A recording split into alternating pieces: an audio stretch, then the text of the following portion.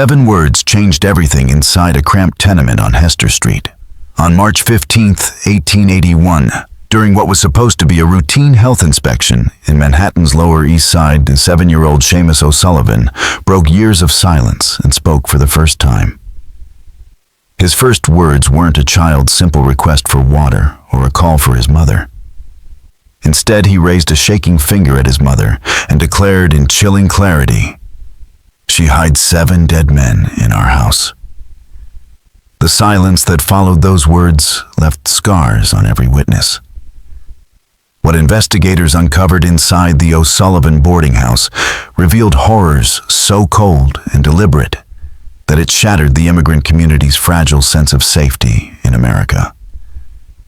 But this story doesn't begin with a child's sudden accusation. It begins with a mother's desperation and a neighborhood that chose to ignore the truth. The Lower East Side in 1881 was a place where poverty spoke in 20 different languages. Immigrants from Ireland, Germany, Italy, and Eastern Europe crowded into tenements never meant to hold so many people. The air was thick with the stench of unwashed bodies, coal smoke, and the constant rot from open sewers beneath the streets. Disease swept through like fire, claiming lives daily. Bridget O'Sullivan had arrived from County Cork 3 years earlier with nothing but her silent son and the weight of promises made to starving relatives back home. Her husband Declan had died of typhus on the Atlantic crossing, leaving her a widow in a foreign land. She found refuge in a 3-story brownstone at 47 Hester Street, a building long past its best days. By 1881, it was a boarding house for desperate newcomers. Bridget leased it from a landlord who cared only about rent, then filled every inch with paying tenants. 4 beds to a room. Basement floors crowded with men sleeping on straw near the furnace every corner became profit. The men who came were often sick alone and carrying what little wealth they had stitched into their clothes. They were the perfect boarders because when they vanished, no one asked questions. Seamus O'Sullivan was unlike other children. Neighbors whispered that he was cursed, blessed, or touched depending on their beliefs. He never cried, never laughed, and never spoke until that day. He drifted through the house like a shadow watching with dark, unblinking eyes. His mother kept him close, calling him delicate. But others noticed how he slipped in and out of rooms like a ghost. Bridget herself had hardened since leaving Ireland. Once remembered as a gentle woman who sang lullabies and helped deliver babies, America had carved her into a survivor who measured every interaction in terms of gain or loss. She dressed neatly despite poverty, spoke careful English to hide her Cork accent, and maintained an air of respectability she knew she couldn't afford to lose. The truth behind her boarding house business would soon emerge. In a neighborhood where death was routine, where morgues overflowed and cholera, typhus, tuberculosis, and starvation claimed lives by the hour, Bridget had found the perfect cover for something far darker. When immigrants vanished from the streets of Manhattan, failing to write letters home or missing meetings, they had promised people rarely questioned it. Life in the city was brutal, and most assumed these absences were simply another tragedy of survival. The first death in Bridget O'Sullivan's boarding house happened in November 1879, barely 6 months after she took charge of the property. Paddy Flanagan, a 43-year-old farmer from Galway, arrived with a fever that had worsened during his 3-week passage. He carried nearly $60 in gold coins, an enormous sum for a man of his station, scraped together by years of selling livestock to pay for his chance at America. Too weak to climb the stairs, he took a bed in the damp basement. But he spoke constantly of recovery of farmland in Pennsylvania and of the bright future those coins would purchase. He even showed them to other boarders, his optimism undimmed by illness. Bridget played the role of caretaker flawlessly. She brought him soup medicine and reassurance, earning his trust. On his 4th night, when his fever finally broke, he spoke excitedly of heading west, of registering his papers, of leaving Hester Street behind. That evening, Bridget appeared with a steaming cup of what she called a family remedy, a strengthening tea handed down from her grandmother. Flanagan drank it eagerly, thanking her with words full of warmth, unaware that Seamus was crouched silently on the basement stairs, watching every move. 2 hours later, the farmer was writhing in agony. His body convulsed violently, his face twisted in silent torment, and his hands clawed at his throat as if to expel something unseen. The other men in the basement panicked, but could do nothing. Most assumed the fever had returned with deadly force. Bridget arrived quickly, her expression one of practiced concern. She knelt by his side, whispered Gaelic prayers, and stroked his hand as if she were a grieving sister. To the onlookers, she seemed an angel of mercy. Only Seamus, hidden in the shadows, saw the truth, the subtle way his mother's fingers slid into Flanagan's coat and removed the leather pouch of coins. By morning, Flanagan was gone. Bridget took control with calm authority, explaining that such deaths were tragically common. She claimed she would handle the burial, as she had connections in the Irish community. The death registry, overwhelmed and inattentive, accepted her story and listed consumption and malnutrition as the cause. But Flanagan was not buried in Calvary Cemetery as Bridget told her tenants.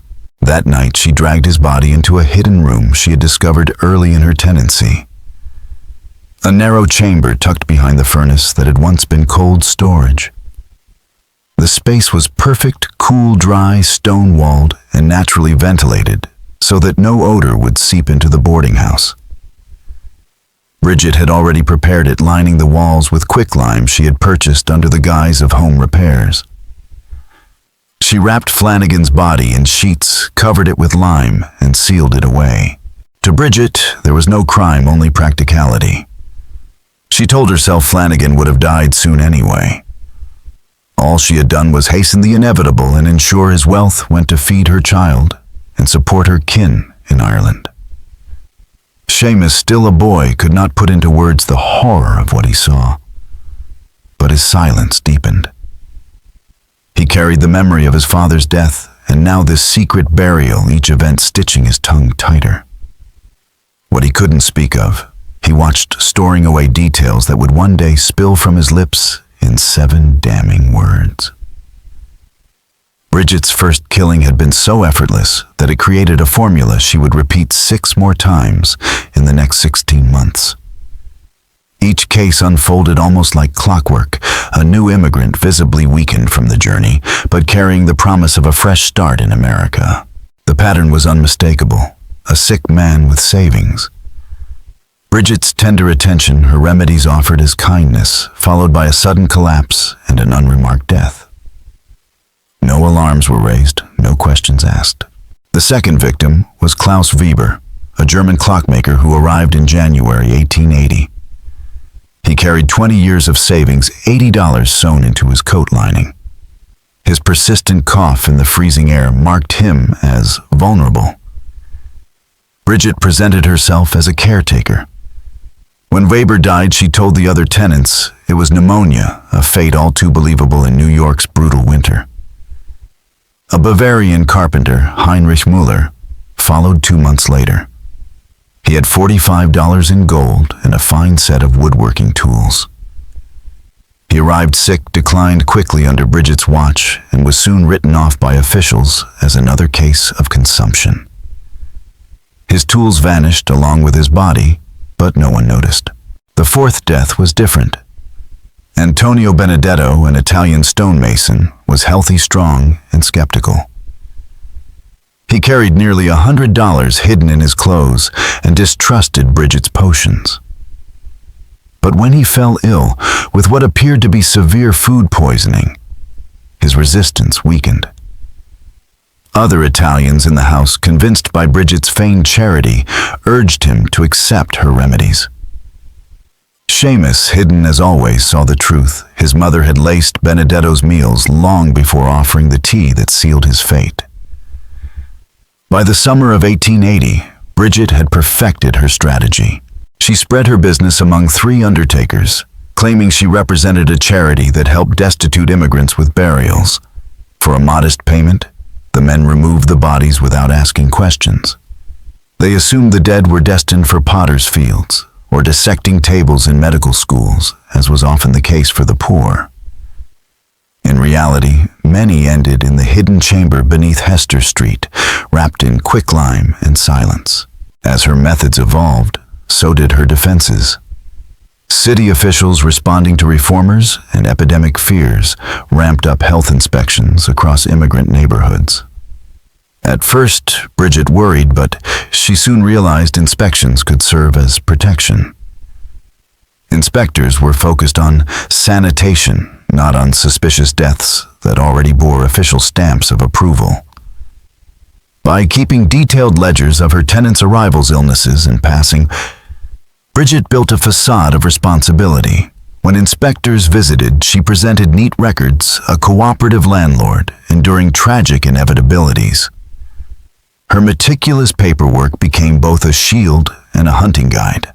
For Seamus, each death etched itself deeper into his silent world. He carved out secret places to hide and watch, memorizing his mother's rituals. In his mind, he built categories: safe men who had nothing worth taking, and dangerous men whose money made them vulnerable.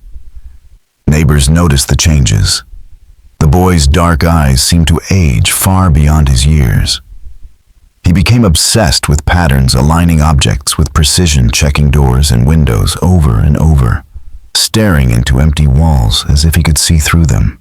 In September 1880, Dr. James Kellerman, a German physician who occasionally treated tenants, lingered on Seamus during a visit.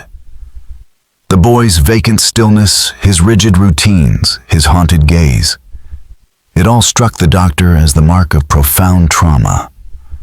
What Kellerman saw was only a shadow of the horrors that Seamus carried, a silent witness to 7 deaths and a mother's secrets hidden in stone and lime. Bridget brushed off Dr. Kellerman's concerns with the practiced smile of a mother who knew best. She insisted Seamus was simply shy, that he would eventually grow out of his silence. In truth, she couldn't risk medical scrutiny. Any probing into her son's mental state might invite questions about their home, questions that could uncover what lay beneath the boarding house. From that point on, Bridget became fiercely protective of Seamus's isolation. She claimed crowds made him anxious. Strangers unsettled him, and so the boy's already limited contact with the outside world grew even smaller. But Bridget's appetite for risk was growing. In October 1880, she claimed 2 more victims within a fortnight. James Crawford, a Scottish textile worker with nearly $70 earned in Massachusetts mills, was young, healthy, and full of plans.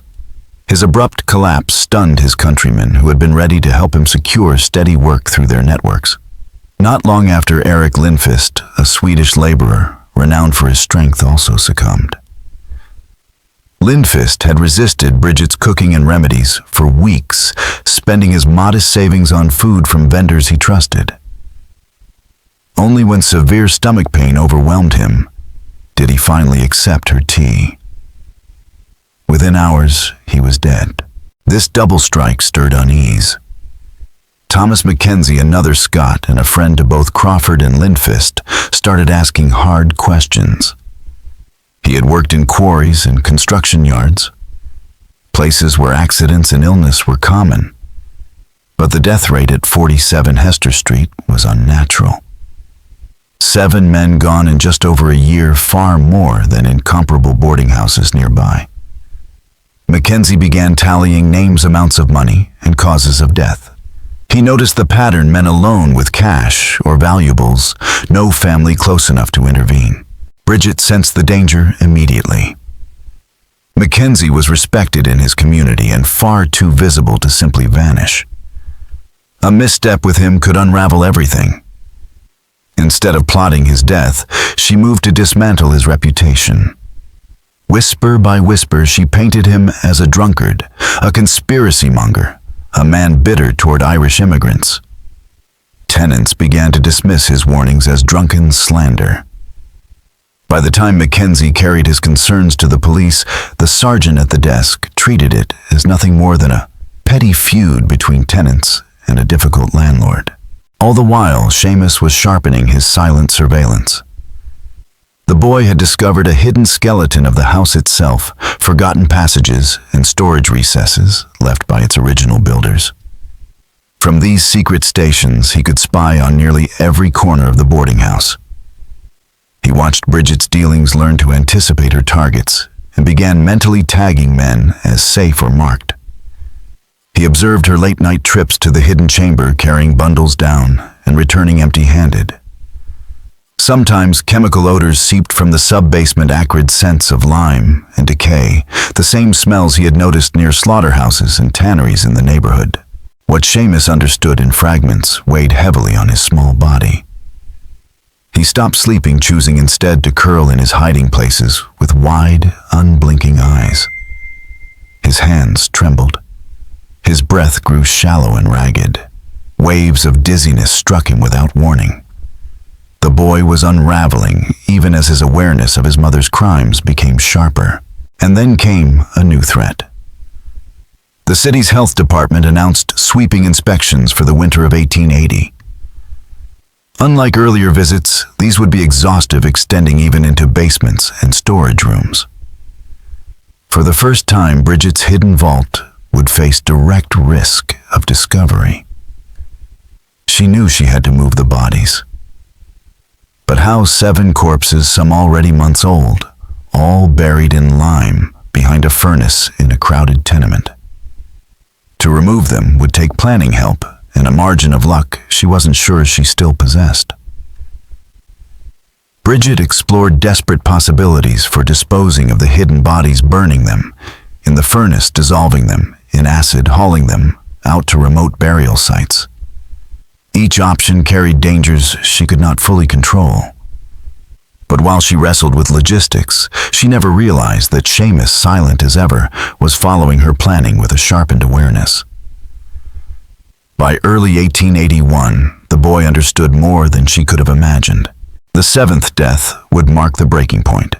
Michael Donovan, a 48-year-old farmer from County Mayo, arrived at 47 Hester Street in February with nearly $150 more money than Bridget had ever seen in one place. Donovan was strong, cautious, and connected.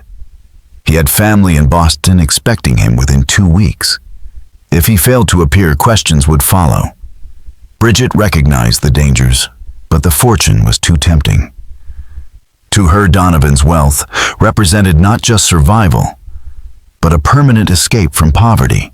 She waited carefully, letting the season's coughs and colds circulate through her tenants until the atmosphere of illness could provide cover. Donovan resisted her attentions, at first wary of remedies and proud of his robust health.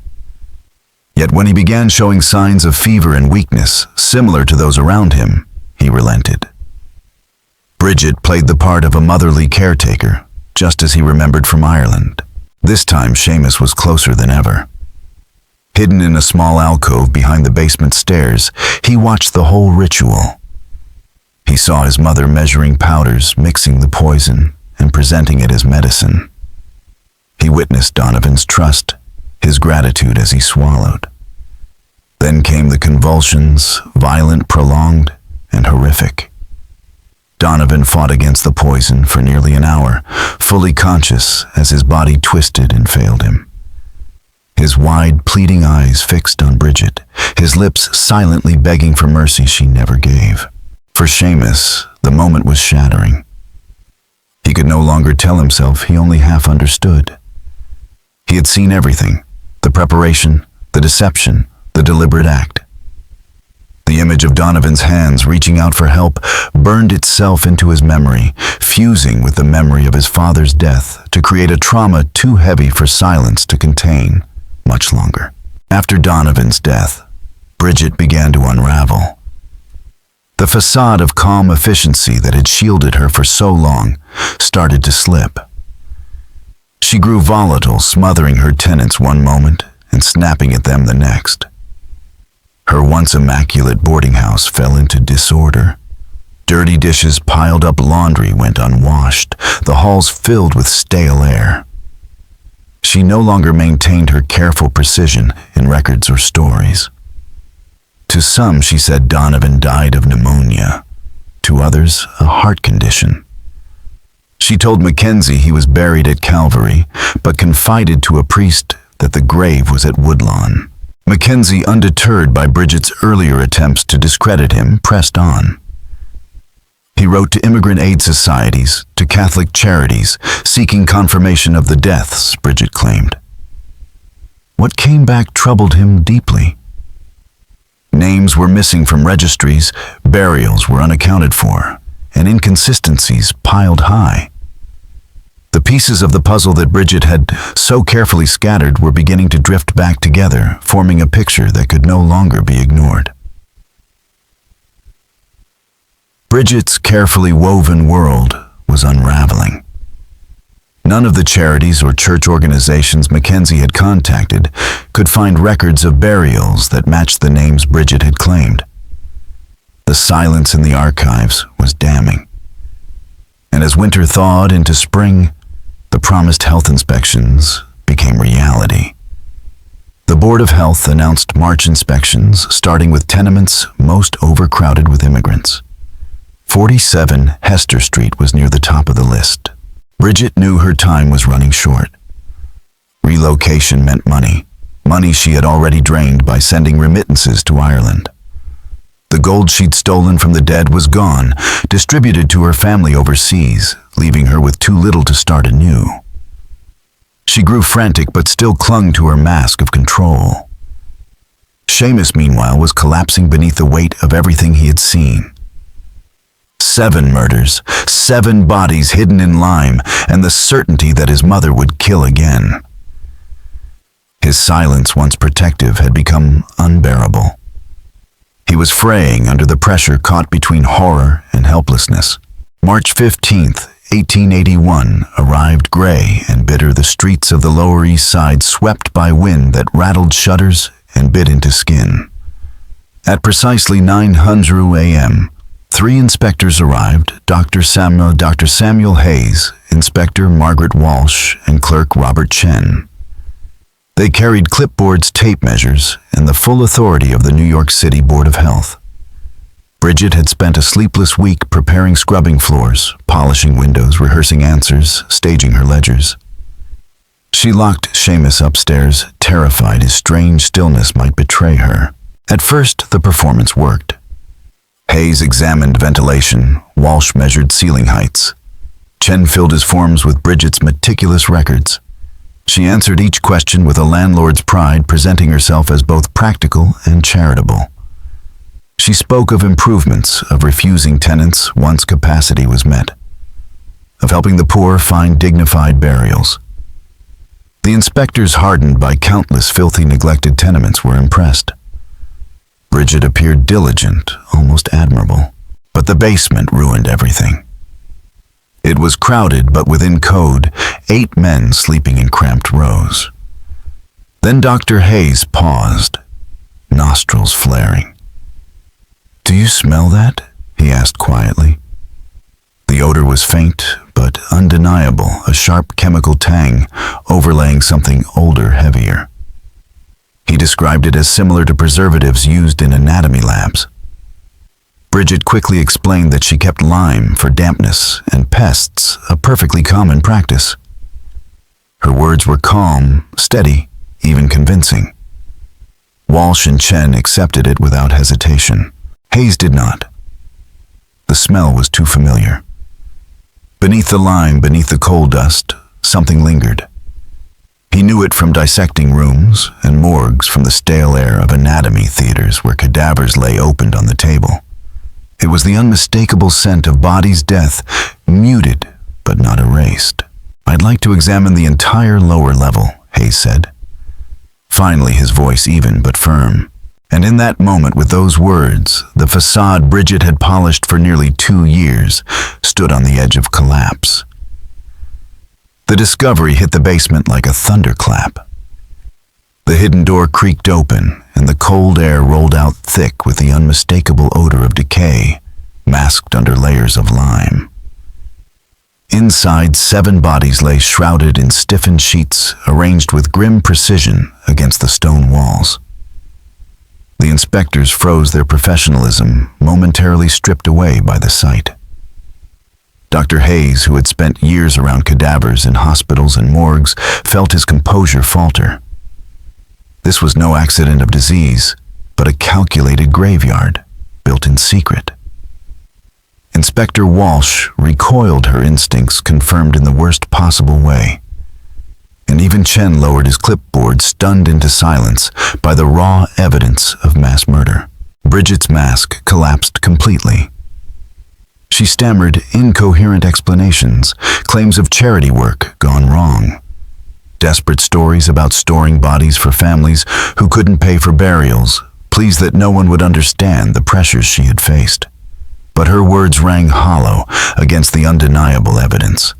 Each lie sounded more frantic than the last tangled contradiction spilling into the air as the inspectors stared at her with mounting horror. It was Seamus who broke the silence.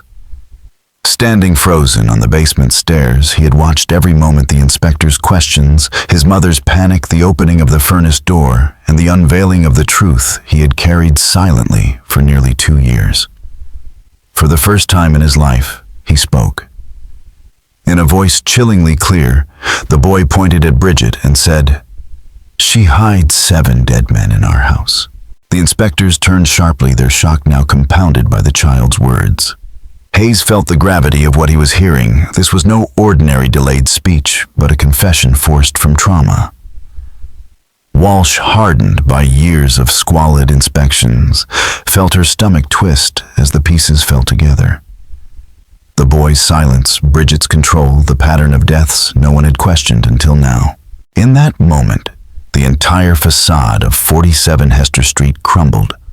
The carefully maintained records, the stories of pneumonia and consumption, the whispered lies spread to discredit Thomas Mackenzie.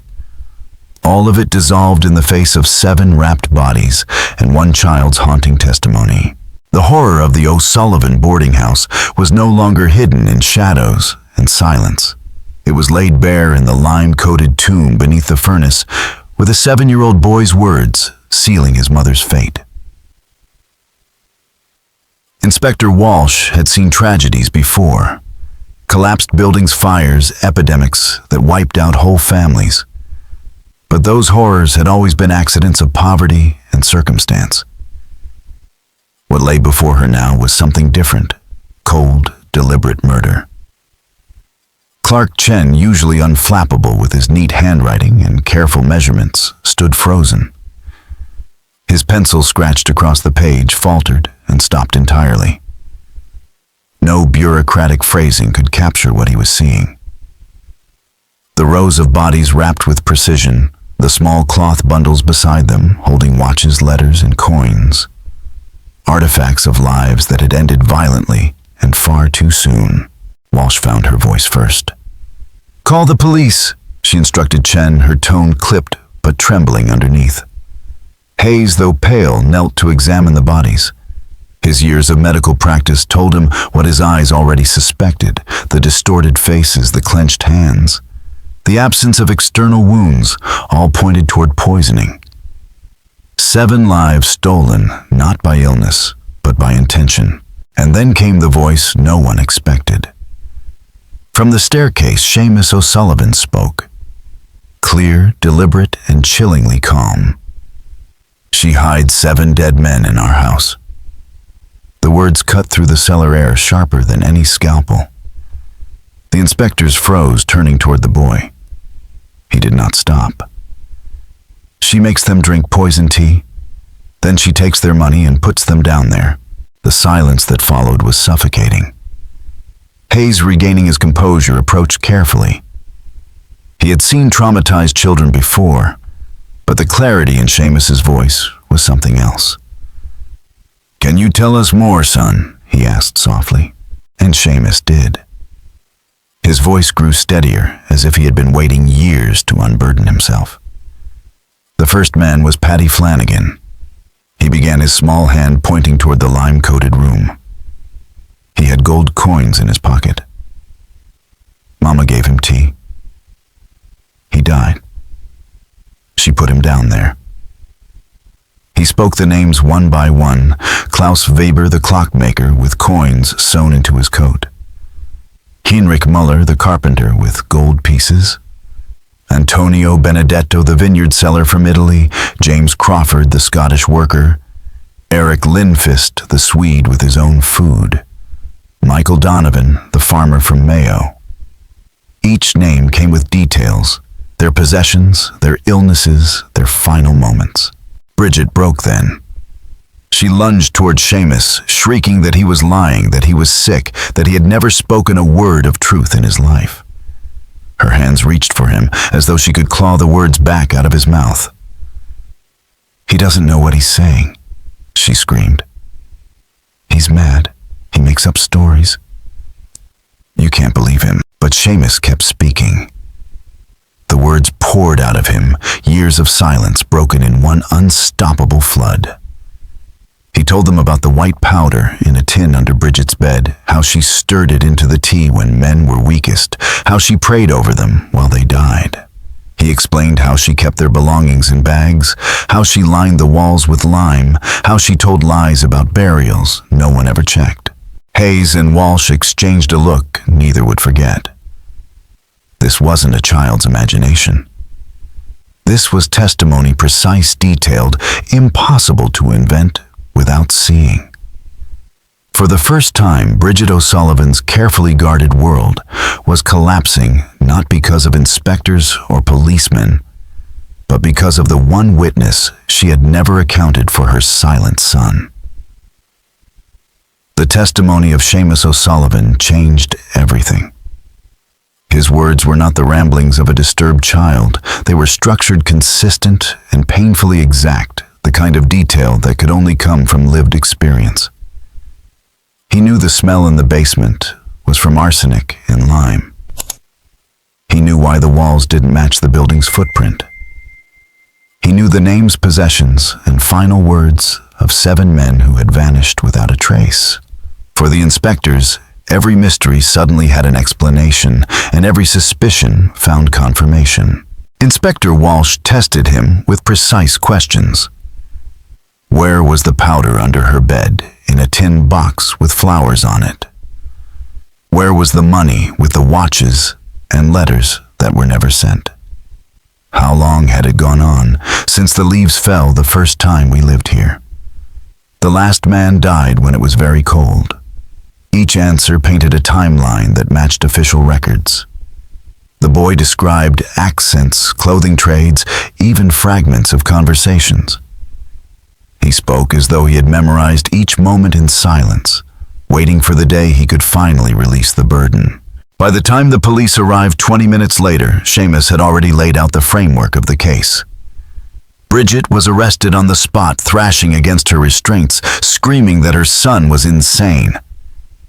"He's been mute for 7 years," she shrieked. "And you believe his madness now? He makes up stories he's touched in the head." But her words only highlighted how extraordinary his testimony truly was. Dr. Hayes explained to Detective Captain William Murphy, the officer in charge, that Seamus's silence was a recognized form of traumatic mutism. His sudden voice, Hayes argued, was not fantasy, but a release triggered by unbearable pressure. "The boy has carried these horrors for years," Hayes said. "Now that he feels safe, he has spoken the truth." Murphy, a hardened veteran of the force, knew child witnesses could be unreliable. But Seamus was different. His words matched the evidence already uncovered in the sub-basement. His details were too precise, too consistent to be invention. The case was clear. Bridget O'Sullivan had built a system of murder in her tenement, and her own son had exposed it. The investigation that followed shook New York. Police recovered not just the 7 bodies, but also the entire apparatus of Bridget's crimes. Hidden beneath her bed was the tin box with arsenic powder alongside watches, coins, and letters from the victims that had never been sent. Even more damning was the ledger, a slim handwritten book kept in a mix of English and Irish Gaelic, filled with notes, coded symbols, and cold calculations. Each page was a portrait of a victim before they died. Klaus Weber chronic cough worsening. Excellent natural cover for illness. Tools valuable. Alone. No family.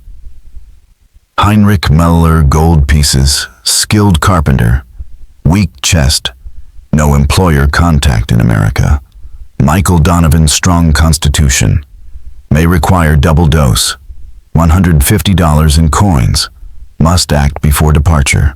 No local ties. The ledger revealed that Bridget had not killed in desperation or sudden rage, but with chilling forethought, studying her tenants like prey, waiting until the right moment to strike. Detective Murphy's team of 12 investigators scoured the neighborhood, interviewing shopkeepers, undertakers, and fellow immigrants. Slowly, a picture emerged. Bridget O'Sullivan was not just a struggling widow trying to survive.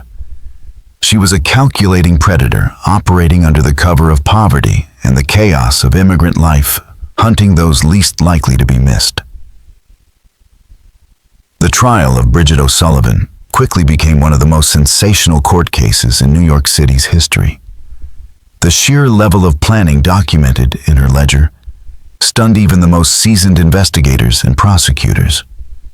This was not the story of a desperate widow making rash choices. It was a portrait of systematic, premeditated killing.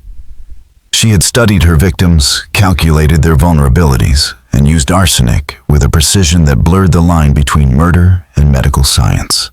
Thomas Mackenzie's testimony proved pivotal. Vindicated after months of ridicule, he brought forward his careful notes and described how Bridget had manipulated the tenants into silence. She made us feel like our doubts were disloyalty, Mackenzie told the jury. She said the Irish had enough enemies in America without us accusing each other. She made suspicion feel like betrayal. His words gave jurors insight into the psychological web. Bridget had spun inside her boarding house, one built not only of poison, but of guilt, shame, and cultural solidarity. The scientific evidence was equally damning. Dr. Samuel Hayes presented his autopsies of the 7 victims, describing in clinical detail how each had died of carefully measured arsenic doses. This was not reckless administration, Hayes testified. The poison was given in amounts designed to mimic natural illness while ensuring death within predictable intervals. Whoever did this understood physiology and toxicology well beyond the knowledge of most lay people. Pharmacy and supply records confirmed that Bridget had purchased small amounts of arsenic from 7 different vendors over 18 months, always explaining it away as pest control for a rat infestation. It was a deception so ordinary that no single transaction had raised suspicion until they were pieced together in court. Bridget's defense strategy was complex, but ultimately unconvincing. Her lawyer, Patrick Donnelly, sought to portray her as a tragic figure, a grieving widow forced into impossible choices by poverty, responsible for a mute and traumatized child pushed to survive in a brutal new world. He tried to undermine Seamus's testimony, arguing that the boy's long silence, combined with trauma from his father's death, made his memory unreliable. We Are Asked Donnelly told the jury to condemn a mother based on the word of a child who could not speak for 7 years. A child whose mind may have created stories to explain pain he could not otherwise endure. But the prosecution countered with unshakable evidence, the ledger in Bridget's own handwriting, the poison hidden in her room, the belongings of the dead carefully stored in bags, and Seamus's calm, detailed account, an account corroborated by physical proof at every turn. Even Father O'Brien of St. Patrick's Cathedral, who had once spoken warmly of Bridget's piety, testified that she had come to him for prayers for the dead men she herself had poisoned. She wept in front of me, he said bitterly, and I prayed for the souls she had already condemned. By the time closing arguments were heard, the jury faced 2 starkly different narratives. The defense painted Bridget as a mother trapped by circumstance, her son's words the product of a broken mind. The prosecution presented her as a calculating predator, who had built a small empire of murder on Hester Street. The courtroom waited breathlessly for the verdict, torn between pity for a widow's plight and horror at the meticulous cruelty revealed in her ledger.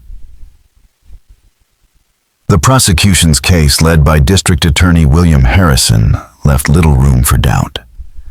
Every piece of evidence, the ledger with Bridget's own handwriting, the tin box of arsenic hidden under her bed, the belongings of the dead, the 7 bodies themselves, perfectly aligned with Seamus's testimony. In his closing argument, Harrison stripped away the defense's appeals to pity and confusion. The defense asks you to believe he told the jury that a 7-year-old boy imagined 7 murders in flawless detail, invented names of men he never met, described belongings he never saw, and fabricated a story that by sheer coincidence matches physical evidence uncovered by professionals. The prosecution asks you to believe the simpler explanation: this boy witnessed exactly what he described. The jury needed less than 3 hours. They returned with a guilty verdict on all 7 counts of first-degree murder. Bridget O'Sullivan was sentenced to hang, one of the first women in New York history condemned to death for serial killings.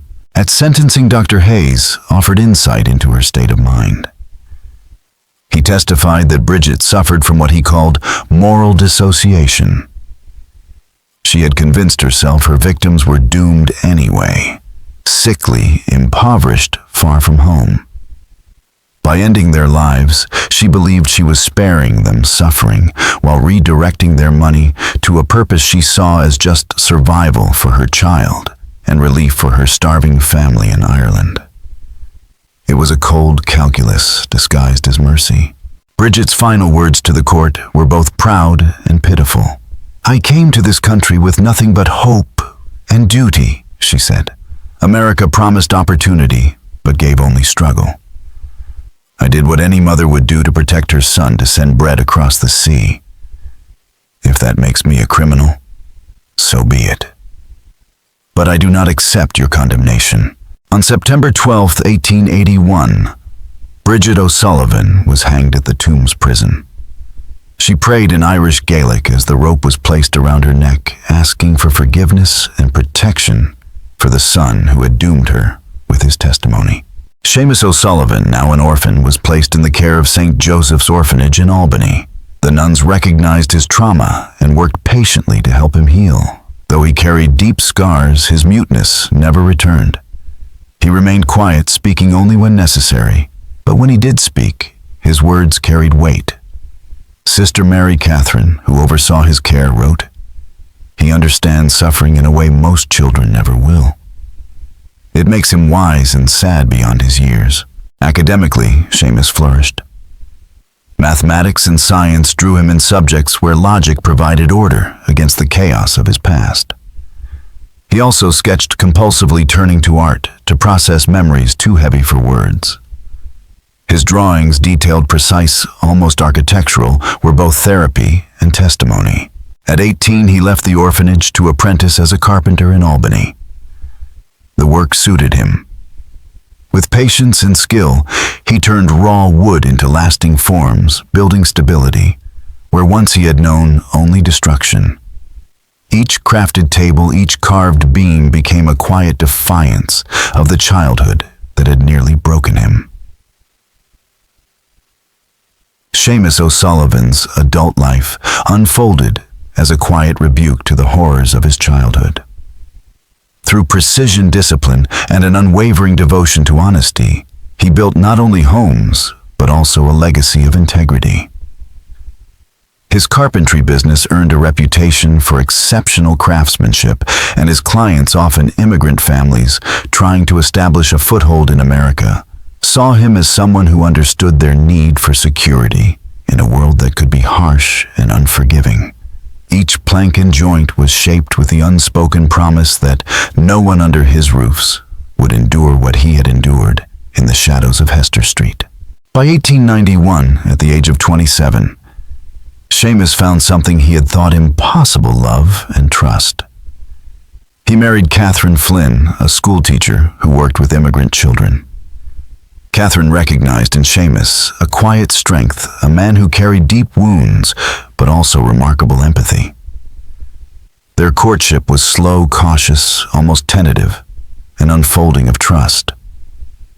When Seamus finally entrusted Catherine with the full story of his childhood, she met it not with horror, but with compassion. Her acceptance gave him a kind of healing no orphanage or craft could provide.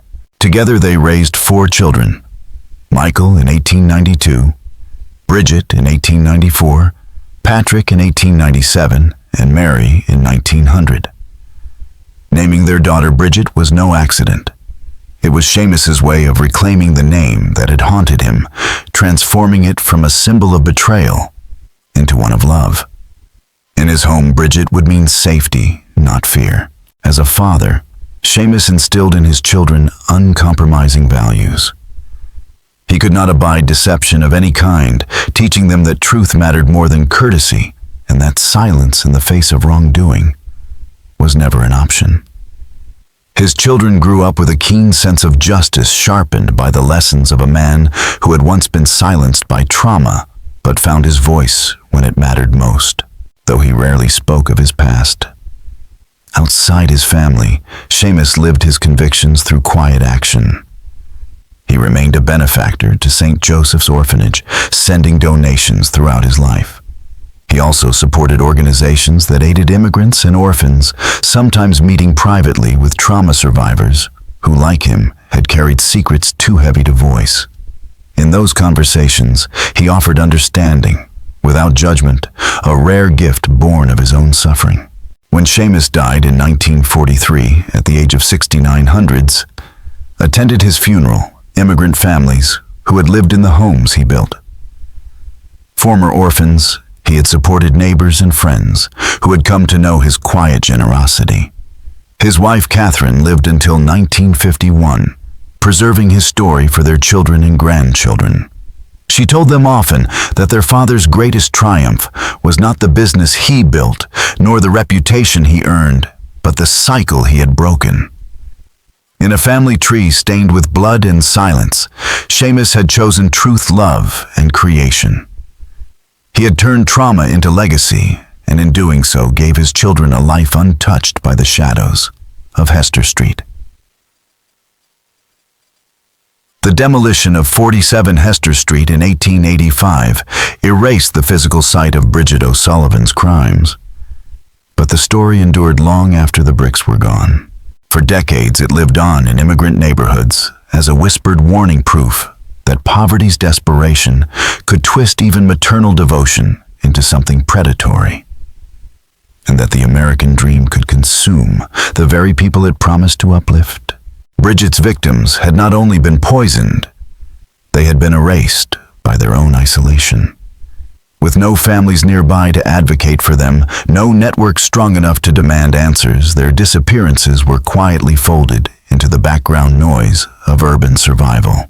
The case exposed how fragile life was for newcomers in a city that offered opportunity but little protection, and how predators could thrive by exploiting the invisibility of the desperate. Modern criminologists still return to the O'Sullivan case, fascinated by Seamus's role as both silent witness and eventual accuser. His years of muteness, followed by his sudden detailed testimony, illustrate how trauma can simultaneously suppress speech and preserve memory with near photographic clarity. Psychiatrist Dr. Margaret Stevens, writing in 1923, described it this way: his silence was not absence, but presence. The presence of experiences too overwhelming to express until safety made expression possible. The aftermath of the case left lasting marks on New York's institutions. The Board of Health began keeping closer records of immigrant deaths, cross-checking names and burial sites to spot patterns that might otherwise go unnoticed. Police departments expanded training to recognize signs of predation in vulnerable communities. Social workers developed protocols to identify and shield those at greatest risk of being exploited by landlords, employers, or so-called caretakers. And yet the question lingers: were all of Bridget's victims ever found? 7 bodies were uncovered, but whispers persisted that there may have been more men who vanished without anyone to miss them, whose stories ended in the shadows of 47 Hester Street. What do you think? Was the full truth ever revealed, or did Bridget's ledger and the sub-basement tell only part of the story? Leave your thoughts in the comments. How far can desperation drive ordinary people toward monstrous acts? If this tale chilled you, make sure to subscribe, hit that notification bell, and share this story with someone who loves dark historical mysteries. The past hides secrets stranger and darker than fiction, and we'll be here to uncover them one by one. See you in the next video.